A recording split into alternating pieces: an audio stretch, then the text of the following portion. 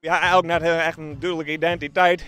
Het is eigenlijk geen dwarsfeest, het is echt echt een festival. Het zit er wat tussenin. Het is gewoon ja, een ongelooflijk dom feest. En iedereen vindt het hartstikke mooi achteraf. Er wordt altijd nog lang over nijpraat. De 14e editie van Hoenewipper Rock in Rensje-Mageest is dit weekend wel los. Ze pakken gruts uit, mijn naam was Danny Christian, Jan Biggel en Boer Harm. Wie doet maar wat en als we een artiest leuk vinden, dan zeggen ze, ja, dan boeken we die gewoon. En ja, nou kwamen er deze uit. Heel bijzonder aan deze editie is de komst van een eigen tweede drankje, maar een wel heel aparte naam. We werden benaderd door een fabrikant van wil je met een eigen drankje van je festival hebben. En ja, dat kunnen we wel doen. Maar ja, moesten we een naam bedenken. Dus we zitten in een vergadering bij elkaar. En de ene die zei hoerenkots. Ja, toen zijn we voor al, ja, dat is goed. Dus dat werd heel snel besluiten. Dus dat is werken. Waar smaakt het dan uit? Ja, we smaken het nou. Ik kan er even proeven.